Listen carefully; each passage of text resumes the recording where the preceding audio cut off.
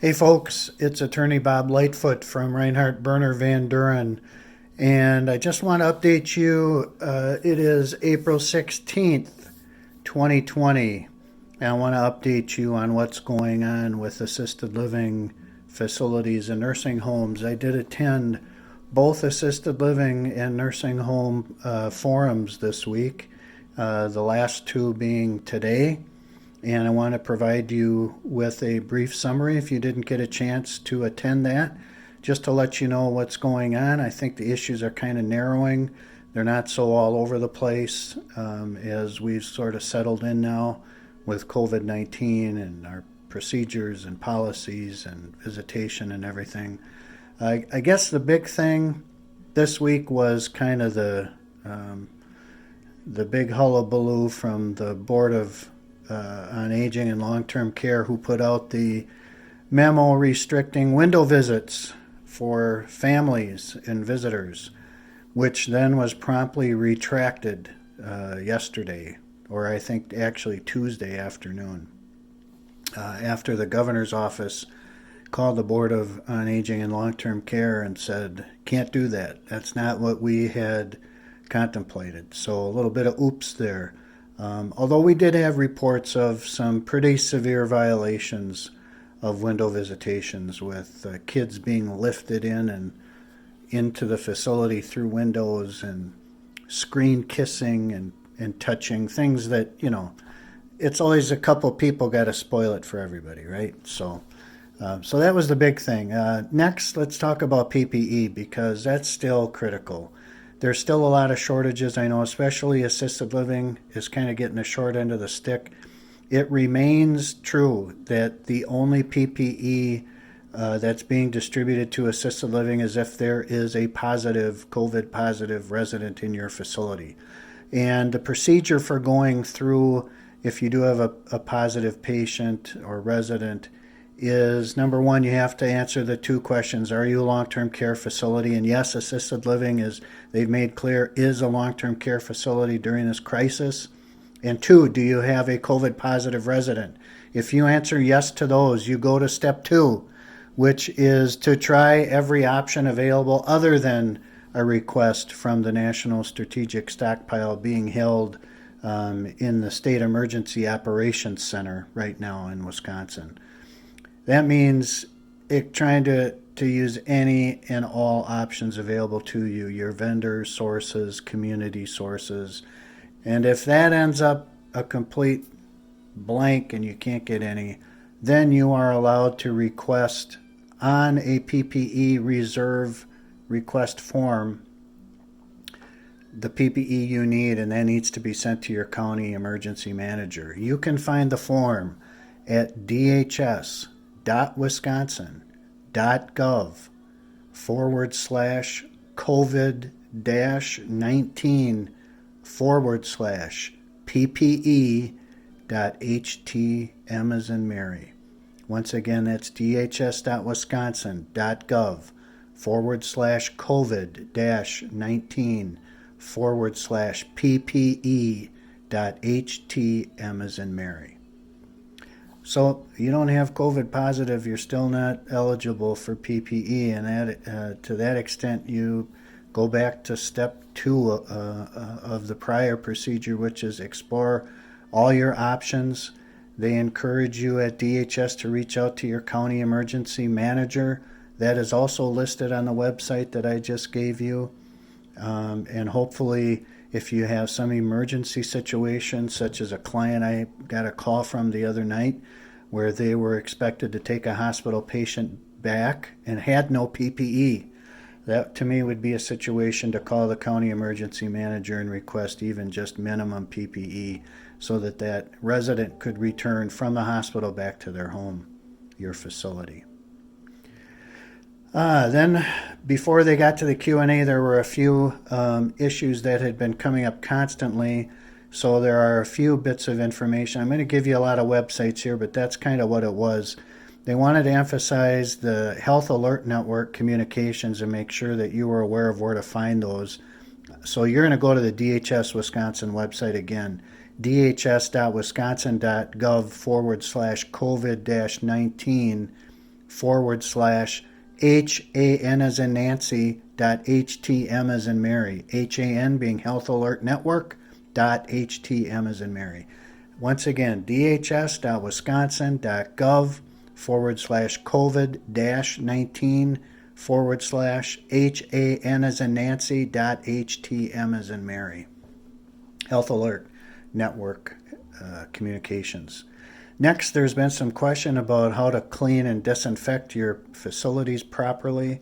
Again, there is some guidance on the DHS website.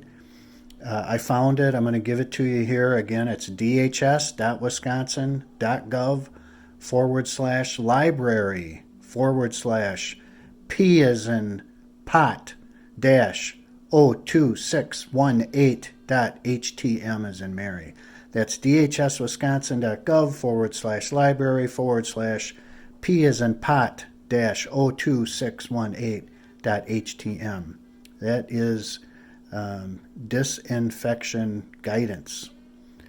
Also on that website, you will want to go to you also want to go to the CDC for infection control guidance. That was something that was emphasized today.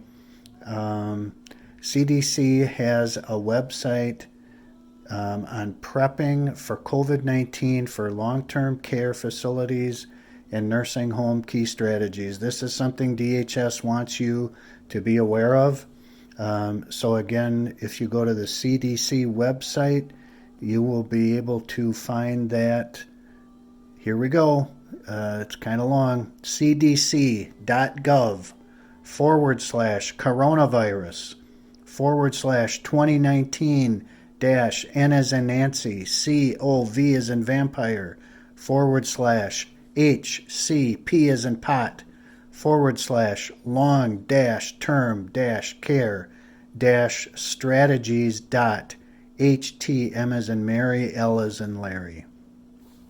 So there you will find the key strategies for long-term care nursing homes.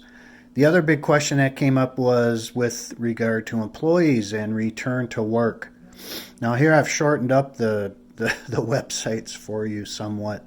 There are strategies on when employees can return to work. That comes from CDC guidance, and that is found at B as in Bob, bit.ly/3, B as in Bob, G as in Gary, and those are small, by the way. So it's 3, small b Bob, small g Gary, capital E, capital C, capital Q, capital C.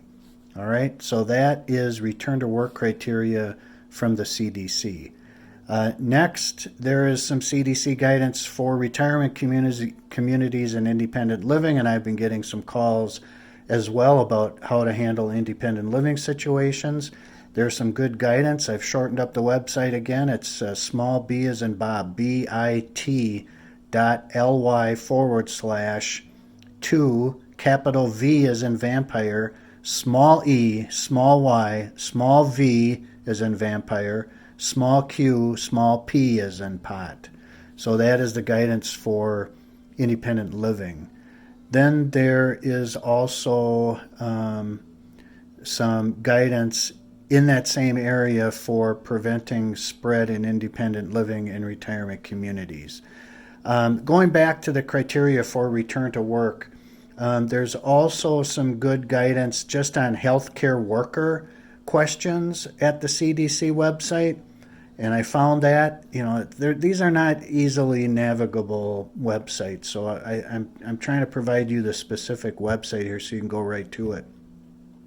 Healthcare worker questions, not just return to work, other questions as well. Let's go to B as in Bob, it.ly/2, capital K, small c, capital B as in Bob, 5, capital G, capital Y. So that should help you out there. Then we got to the question and answer session. Here again, we'll talk about a few things. One question came up about workers that work in multiple locations. The specific question was a worker who has a second job with no client contact. That would not be a prohibited situation, but some counties have been putting out from their public health departments orders about prohibiting workers that work in multiple locations, even for the same company. So just be careful about that.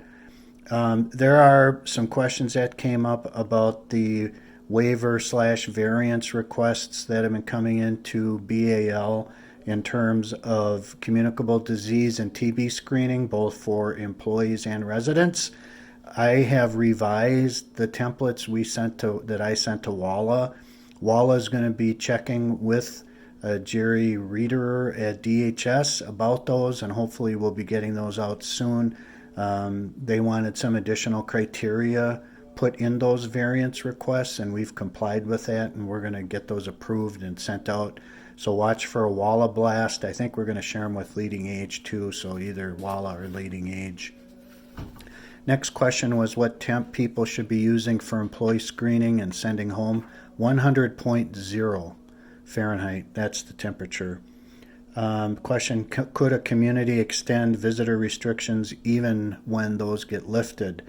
And the suggestion by DHS was to work with your local county health department on that. You may have very good reasons why you want to extend that. I just saw today that the governor has extended the safer at home order through May 26th now. So that's going to impact everybody. Next question, recommendations for how to receive packages at your facility. Do you have to decontaminate them and leave them sit for 3 days prior to distributing them or opening them? No, you don't. That was the guidance. Next question, would DQA support law enforcement coming to facilities for families that refuse to leave for visitation? DQA has said they will not intervene. Certainly you do have that right if there's property damage or disruption to your operations. You may call law enforcement, but DQA specifically is not going to either endorse or support that practice. Next was pet visits. There was some talk about pets being a transmission vehicle for COVID-19, and the recommendation from the physician on the forums today was to not bring in pets because it's unknown. In theory, if someone is positive and they're shedding virus and that virus gets on the hair of a pet and that stays there and then the pet goes into a facility and other residents are petting that, there is a potential for transmission there. So the recommendation was to not bring pets into the facility at this time until we get clear of this virus. There has been, to kind of wrap up here, a question about new admissions coming from the hospital and what are we supposed to do about them, because as you know, you can't refuse to take back your residents who had been living there, gone to the hospital for hospitalization and come back.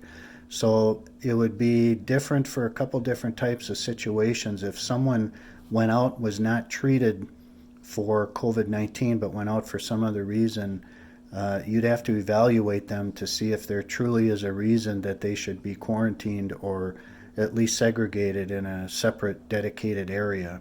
But if they were sent out for COVID-19, the recommendation is to try and return them, but return them to a dedicated area of the facility and monitor them for about 14 days for symptoms. And remember, quarantine is for exposure, isolation is for positive test. Just moving on to any unique questions raised in the nursing home.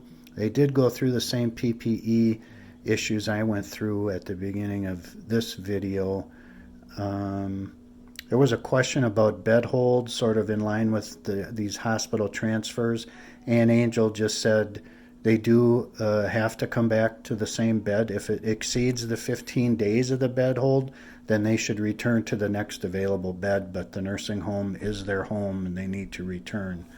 There was a question about residents who refuse to wear cloth masks when out of their room, and the recommendation there was just try and find out why. Maybe you can alleviate the why, and is it a dignity issue or a comfort issue or whatever. And then the physician on the nursing home call did talk about the goal of hopefully being able to test all nursing home residents. I assume that would go for assisted living as well, but we're not quite there yet. We're probably a couple months away before we can do all that.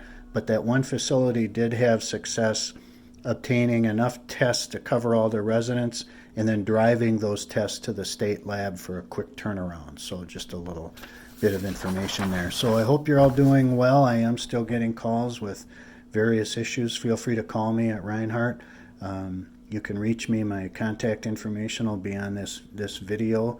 Stay well, and good luck to all of you as we continue to work through this situation. Take care.